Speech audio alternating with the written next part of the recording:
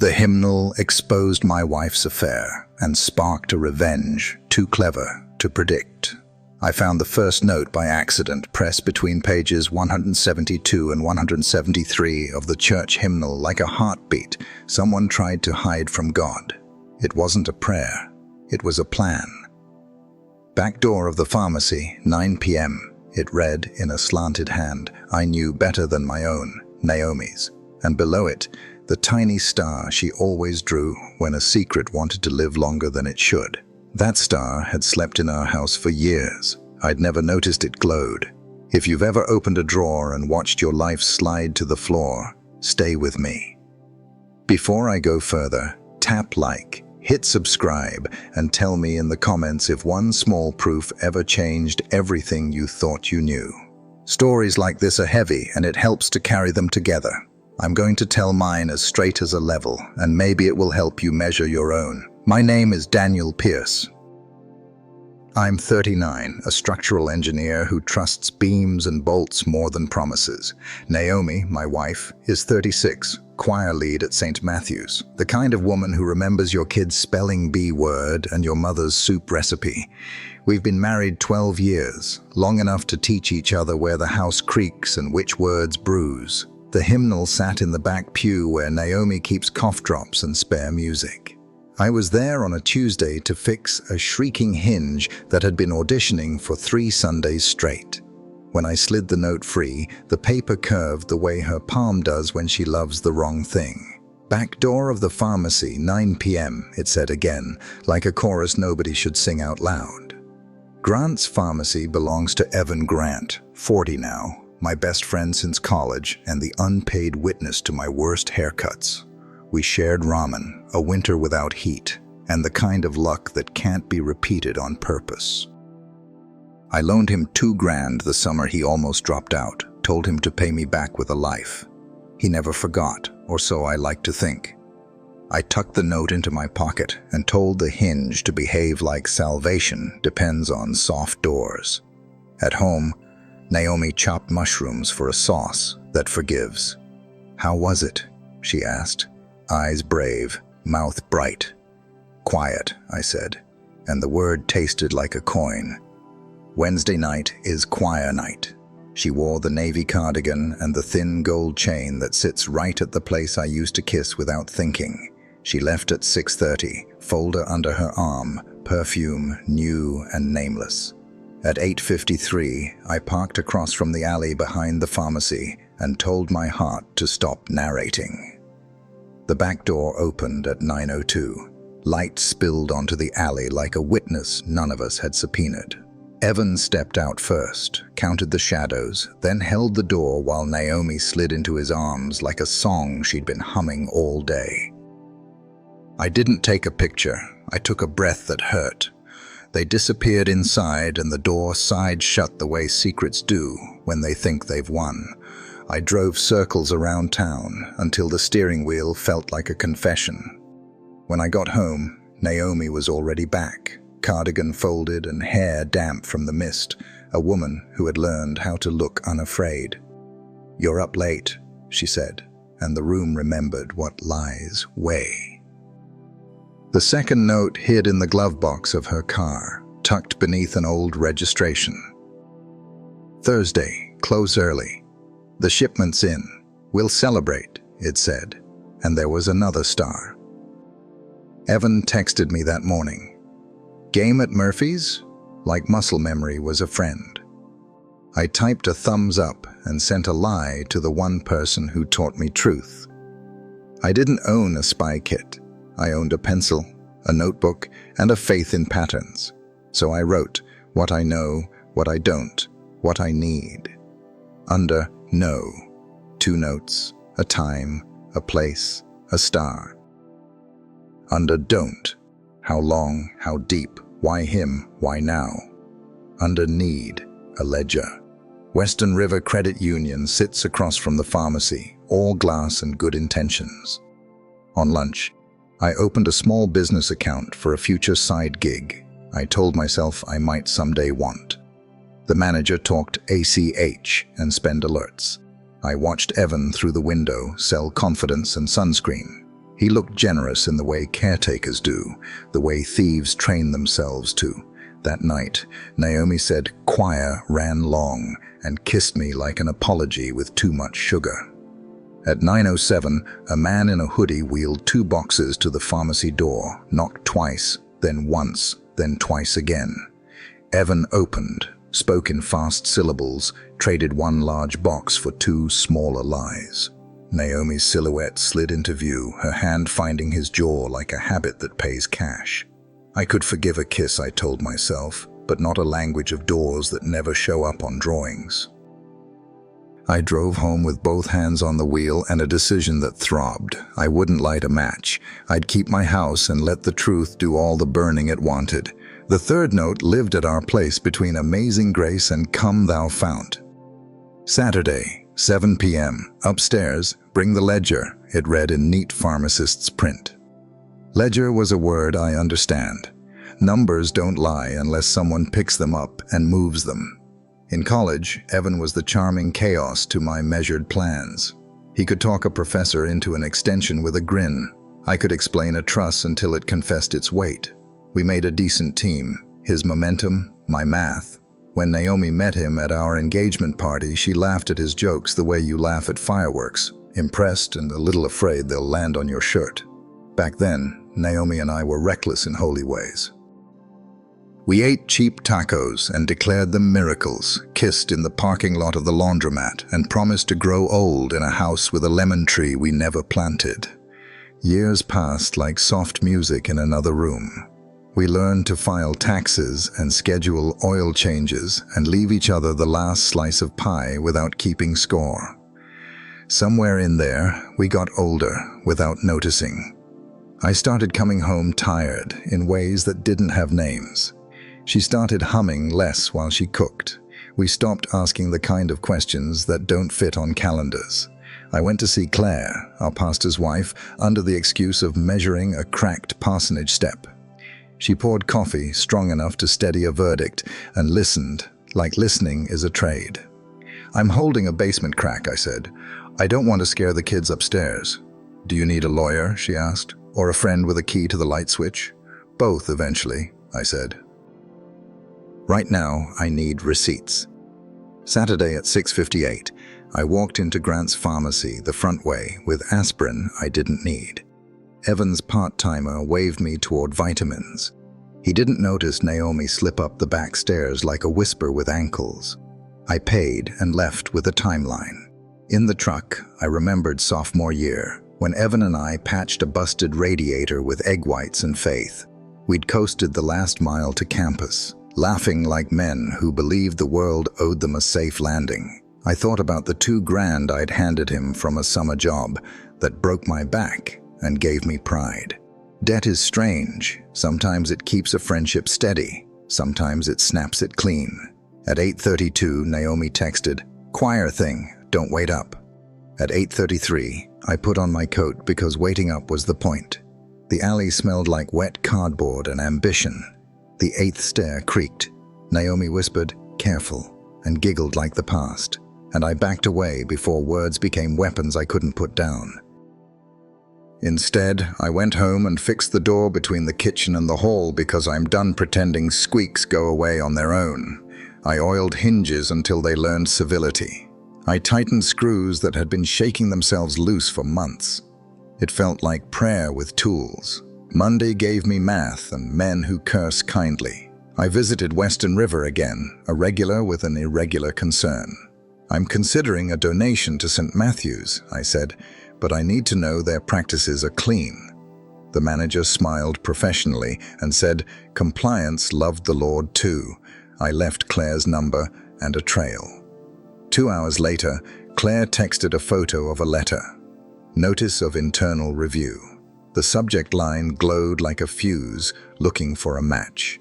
That night, Naomi made the sauce that forgives and reached for my wrist with a tenderness that didn't belong to either of us. "Long day?" she asked. "Structure's coming along," I said. "I'm just checking the load paths." We slept back to back like parentheses around a sentence that needed editing. In the morning, she wore the navy cardigan and the gold chain and kissed my cheek the way sitcom wives do. I said nothing because some silences are braces. They keep the house standing until the carpenter arrives. On Wednesday, our tablet pinged. Naomi forgot to log out of messages. "It's almost over," she'd typed to Evan. "We'll have enough after this month." "Soon," he replied. "No more hiding." He added a star as if that could sign a contract. I took a picture and deleted the message so my anger wouldn't get greedy. At lunch, Claire put coffee in my hand and said, "The board knows, the bank knows, give it air." Friday, Evan texted me. "Golf Saturday?" "Rain check," I answered, and scheduled a storm. Saturday morning, Naomi left for a music lead meeting. I counted to 50, then parked in the spot marked employees only because courtesy was yesterday's religion. And the kid at the counter chin pointed toward the back. I knocked once and entered without waiting. Evan sat at his desk with 2 ledgers and a laptop like a man auditioning for plausible. History flinched when our eyes met. "Danny," he said, standing too fast. "You good?" "No," I said, closing the door. "But you might be, for another 20 minutes. He tried charm first, because it had always been his favorite tool. "Naomi's been lost. We were just—" "Don't baptize theft," I said, turning the second ledger toward him. "Benevolence withdrawals, always Thursdays after close, round numbers, cash orders from vendors who don't invoice." His eyes flicked to the external drive, like a man remembering where he buried a body. "This is a mistake," he said weakly. "Unplug the laptop," I said. "Hand me the drive." He stared, then complied with the reluctance cowards call caution. "I'll call the bank and the board," I said. "Then I'll make dinner for my wife and wait." "For what?" he asked, stunned. "For Sunday," I said. "Small towns love symmetry." He put both hands on the desk and looked like the kid who needed $2,000 and a friend. "Danny, please. We were going to fix it. Put it back." "You can fix a leak by tightening a valve," I said. "This is a reroute." I left without touching him and stood in rain that didn't care who I was. Sunday smelled like perfume and pride. Naomi stood in her robe, hair pinned neat, eyes too still. Evan stepped to the pulpit with a sermon titled, "Trust as a Bridge." And several heads turned toward me because metaphors are more contagious than coughs. Halfway through point 2, a woman in a gray suit walked the center aisle with 2 men. She waited for him to finish the sentence, mercy in heels, and set a folded paper on the pulpit. He read, paled, and looked at the room for a verse that wasn't there. The board chair stood and said, "We will adjourn after the hymn." The hymn never came. The sanctuary emptied with careful panic. Naomi's sheet music slipped, pages cascading down the chancel like lies looking for cover. I didn't help her pick them up. We drove home separately because there's more than one way to divide a house. In the kitchen, she gripped the sink like an anchor. "I ended it," she said, like truth fit best in past tense. "I was going to tell you." "Before or after the money came back?" I asked. She went pale. "I never touched a cent. He said the donations were flexible. We'd repay." "You can't repay friendship with math," I said softly. "It's already bankrupt." I slept on the couch because beds remember. In the morning, I made eggs and set a plate in front of her out of habit and decency. "Eat," I said, "then call Claire, then the board. Tell the truth that belongs to you." Work saved me from dramatic gestures. Nets of rebar, live loads, men who swear kindly, everything blessedly measurable. Western River's compliance called at lunch to say the word resolved without using it. "Thank you," the woman said, "for your concern." Her pause was a bandage. That evening, Naomi sat on the floor with a shoebox in her lap. "All of them," she said, meaning letters. "Burn them or read them. I can't keep breathing the same air." "Burn them," I said, because some punishments belong to the person who stayed. We watched script curls turn to light, then ash, then nothing we needed. For a while, life limped. Naomi stepped down from choir. Evan resigned and temporarily closed the pharmacy for inventory, which is how men say goodbye to their mirrors. The town pretended to be polite until gossip got hungry. People asked if I'd divorce her. I told them paper is a tool, not a cure. She slept in the guest room for 2 months. Every morning she left coffee at my elbow with a note that said, "Here," as if the word could learn a better job. Every night I counted porch boards and told myself you can love a house that creaks if you keep a screwdriver nearby. We kept living. It kept being work. If you were in my shoes, notes in a hymnal, a best friend at the back door, would you burn it all down or rebuild slow? Tell me in the comments where your line is and hit subscribe so you don't miss what comes next, because the house wasn't done shaking. Summer taught us how to breathe again. Naomi took a job at the elementary after-school program, where forgiveness is crayons and extra time. I built a small footbridge at the park and carved my initials under the last plank because pride can be carried without spilling. In the evenings, we sat on the back steps and let the dog next door judge our silence. "Do you still love me?" she asked one night, eyes honest like a dare. "I love you the way I love this house," I said. "Not because it's perfect, but because I know every creak and keep choosing it." She exhaled like bread finding its shape. It wasn't absolution, it was the absence of exile. We started counseling with a woman who wore sneakers and used verbs that minded their own business. She asked us to write our origin story without the words always or never. We wrote about cheap tacos, spilled salsa, the way Naomi snorted when she laughed too hard and pretended she didn't. We wrote about Evan in the margins, then erased him like he was a stain you treat twice. "Trust is a job," the counselor said. "Clock in even when you don't feel like it." So we did. We announced our whereabouts like pilots. We left phones face up on the counter. We taped a password card behind the spice rack and laughed at ourselves for needing it. We stopped performing perfection for people who weren't paying our light bill. On Saturdays, I bowled alone on lane 7 because routine teaches muscles what apologies can't. The ball learned my stubborn hook. The pins learned I wasn't there to impress anyone. Sometimes I scored 128 and still felt victorious. Sometimes a gutter ball told the truth and I let it. The town adjusted the way small towns do. Too fast in the mouth, too slow in the heart. People who used to hug us in the produce aisle waved from a theological distance. Others pressed my palm and said, "Praying for you," like a password that got them into a club I didn't apply for. I said thank you and bought bananas that would ripen on their own schedule. Claire kept making sure the parsonage step didn't crack worse than it could bear. She had a way of handing me a coffee and a job at the same time. "Can you fix this?" she'd ask, meaning wood and other things. "I can try," I'd say, meaning nails and other things.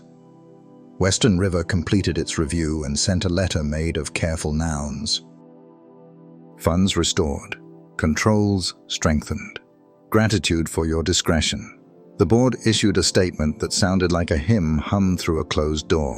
Nobody said Evan's name out loud. The room already knew it too well. I saw Evan once more at the county courthouse steps after he signed a plea that kept him out of prison and into a long, sober accounting. He looked like a man wearing his choices as clothing 3 sizes too small. We stood an arm's length apart, inventorying a friendship that had been repossessed. He said my name like a prayer that had been declined. "You were right," he said. "I was patient," I answered, and surprised myself by not wanting to hurt him more than the truth already had. He nodded, and for a second I saw the kid with a busted radiator and a future I wanted for him. "Tell Naomi I'm sorry," he added. "You tell her," I said. He didn't. Naomi and I started walking after dinner, a square around the block that felt like penance until it felt like habit. We named houses by their porch lights. We said hello to Mrs. Adler's wind chimes like they were retired neighbors. Some nights we spoke, some nights we didn't. On the best nights, our footsteps rhymed without trying. That's how you learn a person again. Heel, toe, repeat. When St. Matthew's hired a new music lead, a woman named Joy with an alto like warm bread, Naomi volunteered to help reorganize the music library. She didn't take a key. She asked for one when she was there and returned it when she left. That was her repentance. Small, specific, repeated. I watched from the back pew and felt pride stand beside grief without pushing it off the bench. We hosted Claire and her husband for dinner and ate on plates we got for our wedding and hardly ever use. Halfway through dessert, the conversation stumbled into the hole where the past lives. "I can't fix what I broke," Naomi said, hands flat on the table. "But I can carry my end of the repair." Claire nodded like a foreman signing off on a section of road. Repair is expensive in 1,000 tiny ways. It costs you the easy laugh and gives you the true one. It charges interest on secrets and offers a discount if you pay on time. We learned to keep receipts, apologies given, boundaries held, honest check-ins that counted more than anniversaries.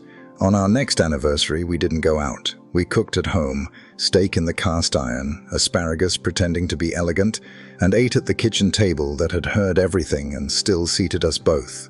I gave Naomi a small envelope with a printout of our utilities in both names and a note. Transparency is a romance language. She laughed through tears and handed me a folded square of paper I recognized as Hymnal stock. It wasn't a love note. It was a list of the songs she couldn't sing anymore and the ones she was ready to try. At the bottom, she had written, "I won't keep secrets you have to find." I slid the paper into my wallet next to my license and the photo of us from a carnival booth where my hair has regrets. Autumn came with that forgiving light that makes even the rough edges look curated. I finished the park bridge and watched kids cross it with the casual faith children are born knowing. Mr. Alvarez stopped me on his morning jog to say, "Feels solid," and I thanked him like he'd blessed a child. Naomi brought the after-school kids by to test it, and they did what engineers fear and hope for. They ran. There were setbacks we didn't narrate to anyone. A smell, his cologne or its cousin, could send Naomi to the sink to breathe. A joke about pharmacy discounts at a cookout could make my palms go cold, but the episode shortened. We learned to say, "That hurt," and then, "Okay, it hurts less now," without keeping score. We added a weekly ritual called asking out loud. Sunday night, we sat at the table with tea and took turns asking one scary question we'd avoided. "Did you think about him this week? Did you look through my phone? Are you staying because you want to or because you're tired?" We answered without dressing the response in kindness we hadn't earned. Honesty gave us less to remember. In late winter, St. Matthew's held a service of repair. We lit 2 small candles from the same match and set them in the tray of sand that had heard worse confessions than ours. The pastor, Joy's wife, as it turned out, preached on mending nets instead of catching fish you can't feed. I cried during the hymn I used to hate. Naomi sang from the pew, soft and steady, like a promise trying to remember its job. Sometime after that, the pharmacy reopened as a bakery called Butter Grace. The 8th stair out back didn't creak anymore. The new owner, a woman with a laugh that rattled the pastry case, asked if I'd design shelving that wouldn't bow under December cookies. I did, and Naomi bought 2 cinnamon rolls and ate hers in the car like a woman practicing joy without permission slips. Spring laid its hand on our town and pressed. The maple in our yard budded with a stubborn optimism I envied. We hosted the after-school kids for a Saturday bridge day, where I taught them why triangles are braver than squares. Naomi ran the snack table and sent me a text from 10 feet away. "You're good at making things hold." I wrote back, "So are you." People kept asking in softer tones if I ever got my revenge. Here's the truth, I could finally say out loud. Revenge is a match, and I like my house too much for fire. I chose dignity because it's cheaper to clean up and better for the neighbors. Also, it works. Ask Evan. One evening, Naomi brought out a shoebox I hadn't seen since the night we burned the letters. She set it between us like a test and opened it to reveal blank index cards, a pen, and a small stamp shaped like a star. "What's this?" I asked. "New language," she said. "We write down the good we don't want to forget, and if it's worth keeping, we stamp it with what used to mark secrets." We started small. Danny fixed the leaky faucet before it learned to scream. Naomi taught a second grader to read a page without stopping. Sandwiches on the porch after rain. We stamped stars onto cards until the symbol remembered it could belong to something clean. Evan mailed a check one day, a quiet sum with a scribbled note. For the benevolence fund.